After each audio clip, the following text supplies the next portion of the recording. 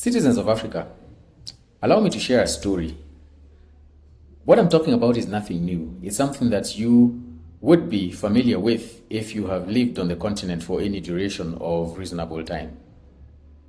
It's a story about us, only referencing one of us. The nation of Nigeria had been governed by different chapters of military juntas over a long period of time, each broken by a cycle of coups and civil wars and violence, most infamous of them being the Biafra War. So if you lived through the 70s, the 80s, but in the 90s, you knew a Nigeria that was governed by one military general or another. All this changed, though, in the year 1993. On the 12th of June in the year 1993, Nigeria held a presidential election, which was at the time considered to have been the freest and the fairest the nation had ever known. As fate would have it, that election was annulled by the military leadership. It would look like Nigeria was back to the cycle of governance by men in uniform, except something changed that day. A pro-freedom, pro-democracy uprising, emboldened by the prospects of what could have been, took on the status quo by the horns.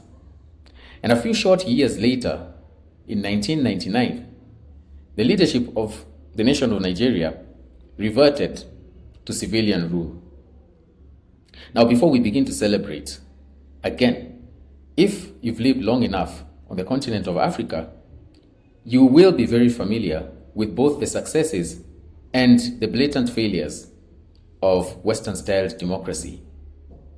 In recent times, especially observing what has been going on in the Sahel region, you will be forgiven for beginning to feel sympathetic towards military governance that has a people-centric vision and approach to growth and development. These are conversations we will need to engage in as a continent as we determine what brands of governance and leadership best suit us and that are, on the most part, minimally dictated by self-seeking Western powers. So this is not a podcast that elevates one form of governance over another, but one that drives us to the place where we painstakingly take apart everything that's presented on the table and ask, is this good for Africa or is it not?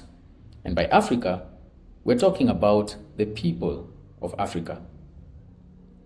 So as we think about these things, let's have an Africa Loving Day. And let's keep following for more snippets of African history, which, whereas they may or may not be found in your textbooks anywhere, are also intended to challenge us to think outside of the norm and find our place and our responsibility in shaping the Africa we desire to live in, and better yet, leave behind for those that come after us.